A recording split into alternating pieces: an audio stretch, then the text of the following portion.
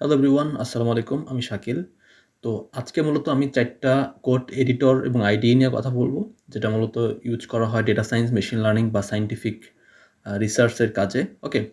তো আপনি পাইথনের কোড আসলে অনেক জায়গায় লিখতে পারেন, but specifically for machine learning বা data analytics and scientific research বা ডিপ লার্নিং আসলে এই ৪ টে IDE বা কোড এডিটর আসলে সবথেকে বেশি ইউজ করা হয়। তার মধ্যে সবার শুরুতে আসি জুপিটার নোটবুক। ওকে?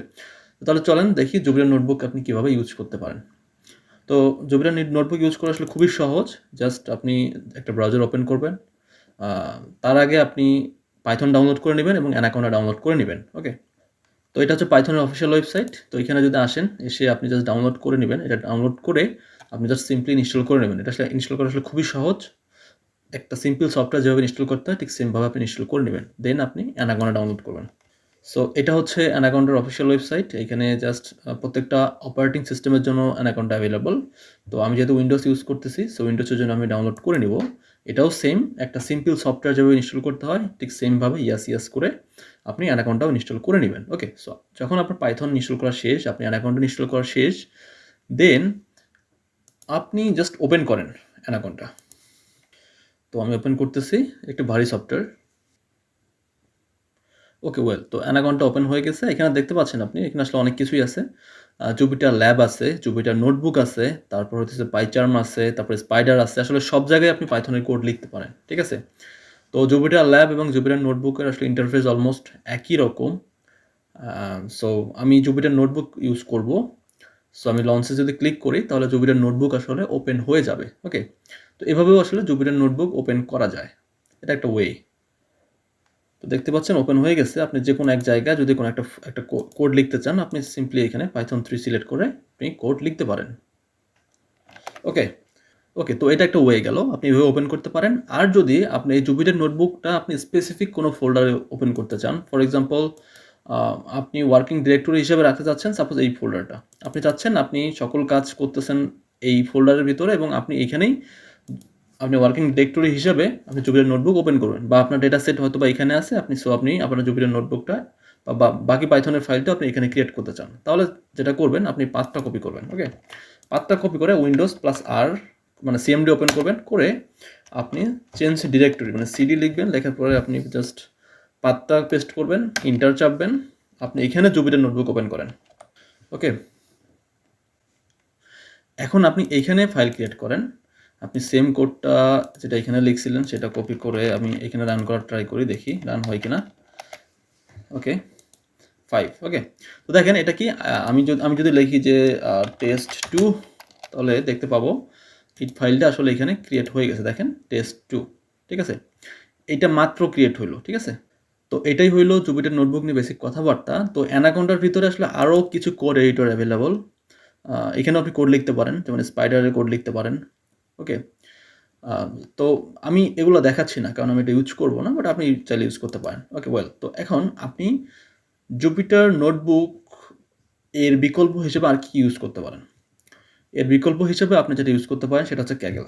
ওকে? তো 2 নম্বরে আমি আসতেছি ক্যাগল। তো ক্যাগল হচ্ছে গুগলের একটা আলাদা একটা কোম্পানি। তো আমি যদি ক্যাগলে যেতে চাই তাহলে জাস্ট kaggle.com লিখে সার্চ করলেই হবে। সিম্পলি এখানে সাইন ইন করে নেবেন আপনার জিমেইল দিয়ে। তো ক্যাগেলে যখন আপনি লগ ইন করবেন, লগ ইন করার পর আপনি ক্রিয়েটে আসবেন। ক্রিয়েটে এসে আপনি নিউ নোটবুকে ক্লিক করবেন।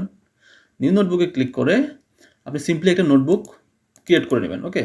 সো এটা আমি দিচ্ছি হচ্ছে ফর এক্সাম্পল, এটা নাম দিতে পারি আমি, এতে কোনো সমস্যা নেই। ওকে? সাপোজ test3 দিচ্ছি। তো এখানে কিছু কোড জেনারেট হয়েছে। এই কোডটা জেনারেট হয়েছে বিকজ অফ আপনি এখান থেকে ডেটা রিড করবেন সেই জন্য। তো আমি যেটা রান করি, পাশাপাশি দেখেন আপনি যদি কোনো ডেটা সেট নিয়ে কাজ করেন, মেশিন লার্নিংয়ে যেহেতু আমাদের ডেটা সেট নিয়ে কাজ করতে হবে, সো এখানে অ্যাড ডেটাতে ক্লিক করবেন। ওকে? অ্যাড ডেটাতে ক্লিক করে এখানে দেখেন অলরেডি অনেক data set available.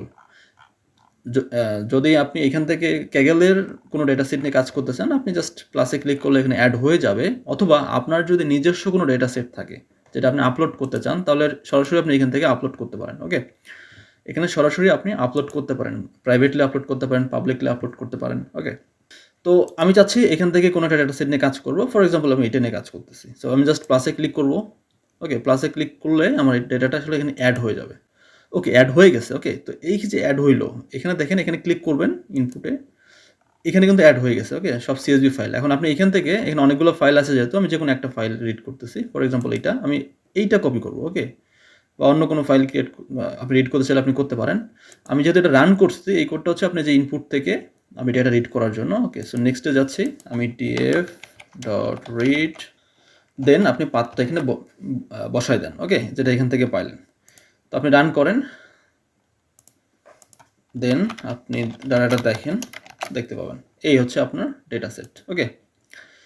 So simply কিন্তু আপনি ডেটা সেট এখানে রান করতে পারেন। আপনি যে কোনো ডেটা সেট আপনি Kaggle থেকে আপনি এভাবে নিয়ে কাজ করতে পারেন। এবং সবথেকে ইম্পর্টেন্ট বিষয় যেটা, সেটা হলো আপনি যদি এইখানে আসেন নোটবুক অপশনে, দেখেন এখানে আপনার GPU দেন TPU অ্যাভেলেবল আছে, যেটা আপনি উইকলি একটা আওয়ার ইউজ করা যায়, 28 আওয়ার্স।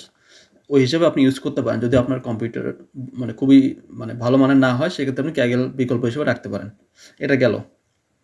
দেন আরেকটা ওয়েবসাইট আছে যেটা হচ্ছে মূলত গুগল কোল্যাব, ওইখানেও আপনি কাজ করতে পারেন। সো গুগল কোল্যাবে এসে জাস্ট সিম্পলি আপনি এখানে নিউ নোটবুকে ক্লিক করবেন। নিউ নোটবুকে ক্লিক করে আপনি গুগল কোল্যাবটা আসলে ওপেন করে নেবেন। তো কোল্যাবে যদি আপনি ডেটাকে ইম্পোর্ট করতে চান, তাহলে আপনাকে 2-3 লাইন কোড লিখতে হয়, সেটা আমি লিখে দিচ্ছি। তো এই কোডটুকু যদি রান করেন, তাহলে আপনার এখানে একটা ডাটা আপলোড করার অপশন ক্রিয়েট হবে। তো আমি একটা ডাটা আপলোড করে দিচ্ছি, ওকে। আপলোড হইলে তারপর আমি এটা রান করব, ওকে।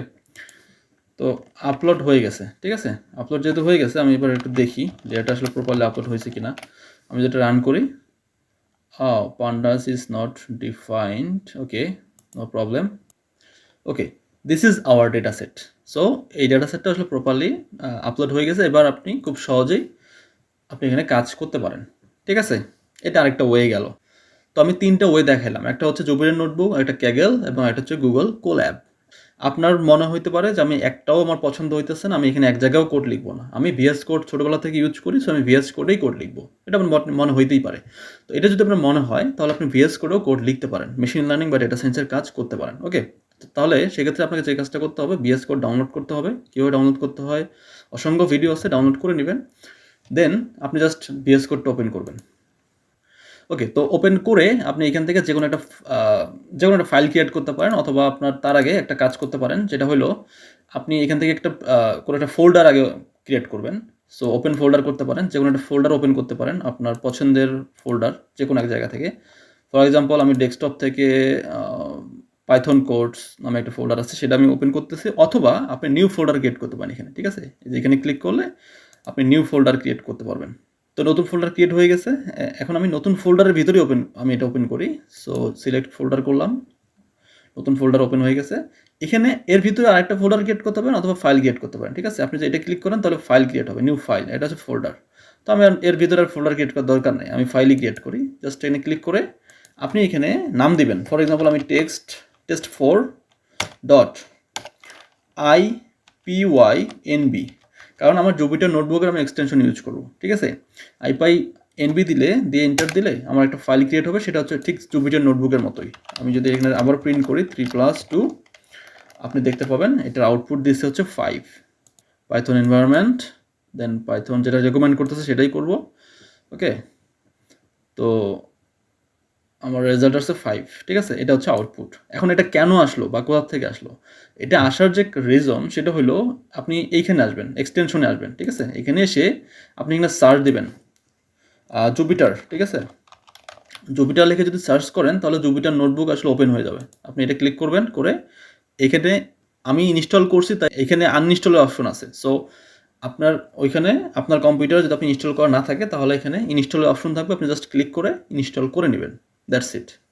তো এই সিম্পল স্টেপগুলো ফলো করলে আপনি খুব সহজেই VS কোডের ভিতরেও .ipynb ফাইলের মধ্যে আসলে কোড লিখতে পারেন, বা ipynb ফর্ম যে এক্সটেনশন, সেই ফাইলগুলো আপনি এখানে ওপেন করতে পারেন। ভেরি সিম্পল, ওকে। তো এটা আসলে অনেক মানুষ ইউজ করে, আপনি দেখলে বুঝতেছেন আসলে কত মানুষ এটা ইউজ করে। তো এই অ্যাপ্রোচটা আসলে অনেক কমন একটা অ্যাপ্রোচ, এবং সব জায়গায় আসলে এটা ইউজ করা হয় এভাবে, ওকে। তো আই থিঙ্ক আপনারা বুঝতে পারছেন, আমি 4টা কোড এডিটর নিয়ে কথা বললাম। আশা করি আপনার ভালো লাগছে। যদি ভালো লাগে, তাহলে ভিডিওটা ফ্রেন্ডের সাথে শেয়ার করবেন, এবং অবশ্যই এই প্লেলিস্টে যে ভিডিওগুলো আছে প্রত্যেকটি সিরিয়ালি দেখবেন, ওকে। যদি সিরিয়ালি না দেখেন, তাহলে কিছুই বুঝবেন না। আপনার কাছে মনে হতে পারে এলোমেলো নাই, ভিডিও ঠিকই আছে, আপনাকে জাস্ট সিরিয়ালি দেখতে হবে, তাহলেই হবে। থ্যাংক ইউ, আসসালামু আলাইকুম।